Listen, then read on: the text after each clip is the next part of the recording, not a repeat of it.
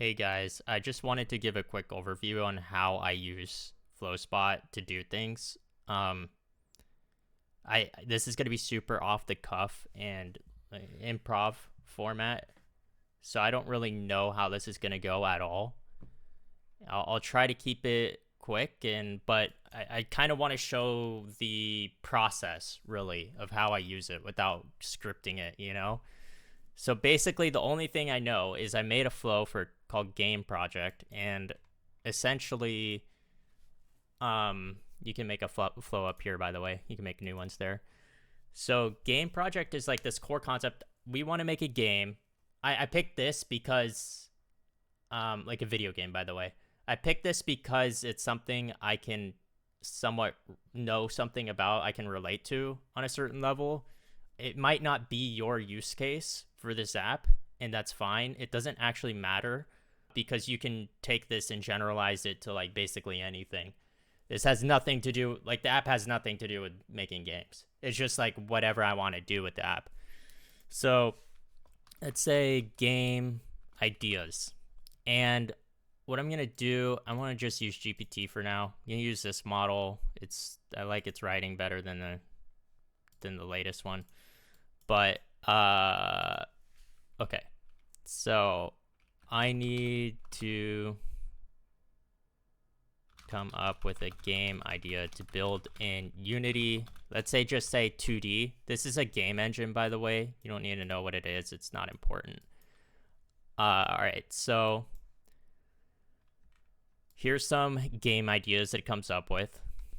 Obviously, this is the normal flow of things. ChatGPT does this as well. Also, there's a light mode if you guys prefer as well. I'm not going to switch it, but yeah. So none of these really stand out to me. Lost in the Forest, Gravity Flip, Monster. So sometimes if this is the case, right, where I'm like, I don't really, okay, you're coming up with like specifics, but maybe I want to know genres, right? Come up with game genre ideas. I'll just like delete this. Maybe I'll leave it around. It doesn't really matter, but I just generate from here again. And by the way, this is really important. When I click this button, this generate response button, in this case, it's not bringing in any other content here. Like it wouldn't have brought in this content. It's only this content here, including the title. And so this means, just as a quick example,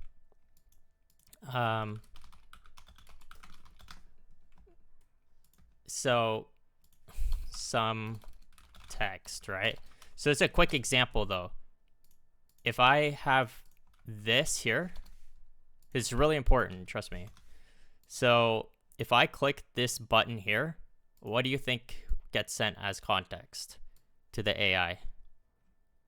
It would make sense that this gets sent for sure, but also it's like, oh, does it get sent? This gets sent as well? Yes, it does. So it'll go up the tree, basically, all the way to the very topmost node. So if you had like something like this,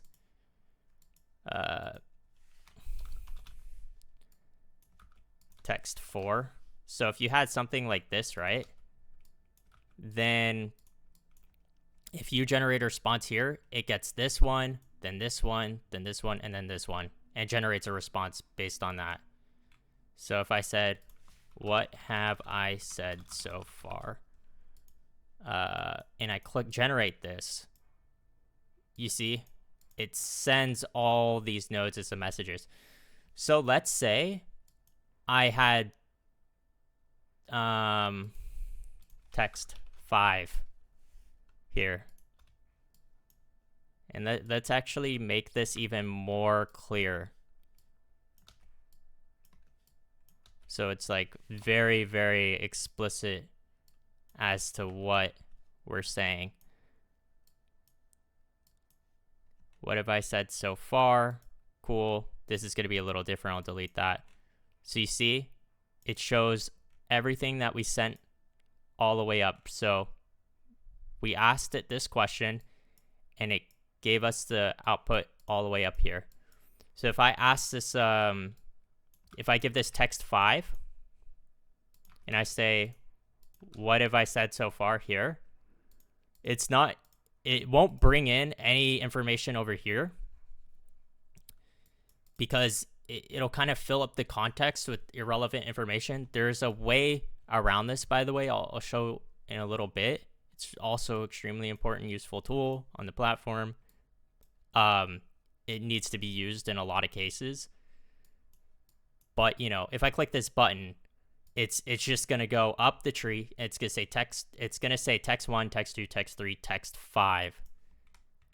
And see, goes right there. And it says, it seems you skipped text 4. And we didn't really skip it. We just didn't let it know about it. So because it's in this other branch here. So basically, when you click this button, it goes from here. It gives this, keeps going up, up, up, up, all the way to the top until it can't go up anymore. But it doesn't go off to the sides.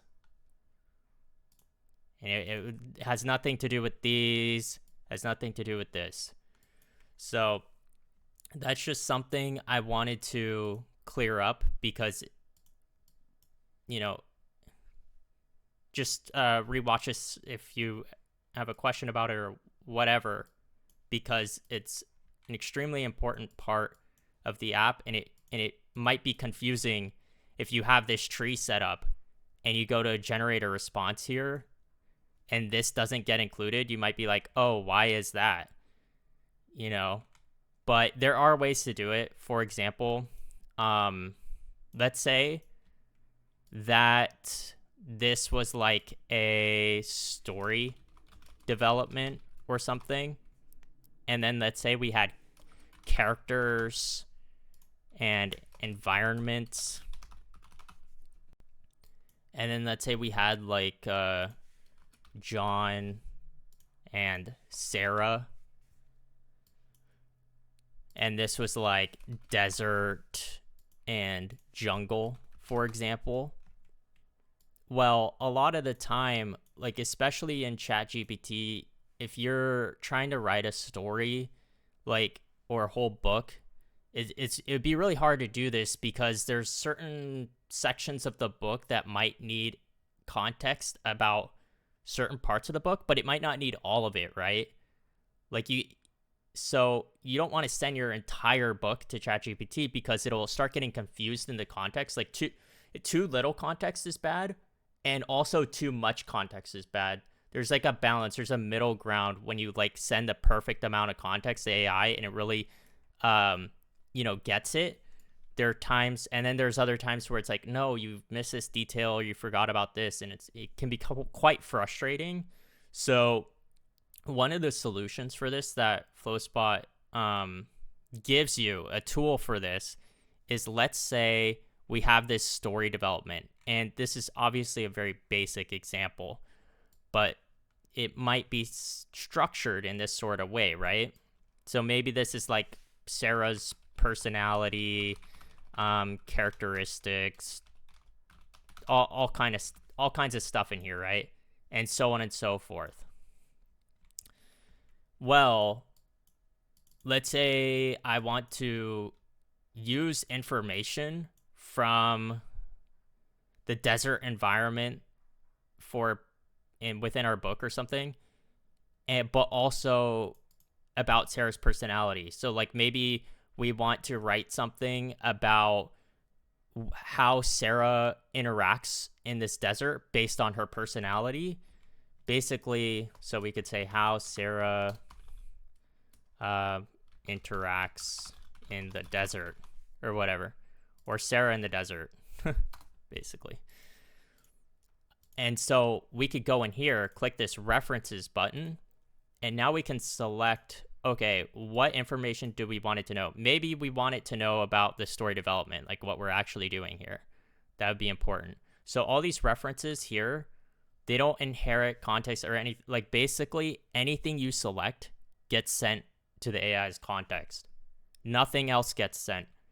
So even if I selected Sarah here, if I only selected Sarah, nothing else gets sent. It would only be Sarah gets only this node would be sent to the AI as information. Whereas like if I click this button here, it will be this node, and this node, right? So the reason for this is because I don't want people to add too much context on accident, because it might be kind of weird if you only selected Sarah and it's pulling in Sarah characters and story development here. So I think it's just better to be explicit about it.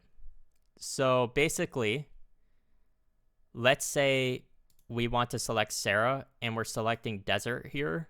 Now we could say let's say Sarah is afraid of heat and is afraid of heat and only likes being in the dark. My alarm's going off, sorry. And then let's say that the desert is brutal in both winter and summer. It stays hot all day long and all night. That's not really the case normally with summers, but let's just or deserts. But let's just say that's the case in this book.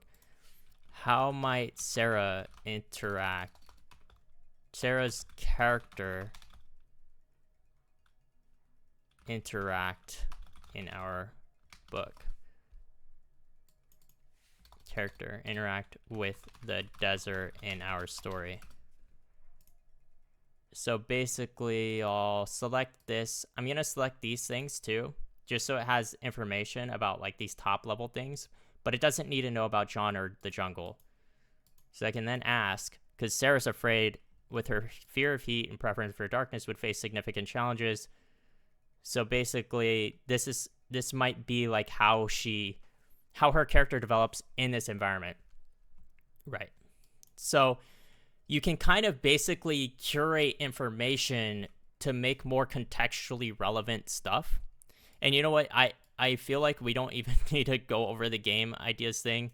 And this is kind of the beauty of Flowspot in general. Like we kind of just went from this, okay, we're going to do brainstorm game ideas. I'm like, no, let's not do that. And then, go on a tangent, talk about how context works. This was kind of like a bad example. So I'm like, all right, let's like clear it up and let's do one on story development. So I'm able to kind of keep this sort of train of thought going, even though I can get sidetracked or diverge in my thinking. We still have this like whole progression of like what we started this video with and how we progressed into explaining some of the features of the app into getting to this point. And yes, it wasn't very structured, right? And maybe not very optimal, but it's just off the cuff and, first shot of this video, by the way. So, and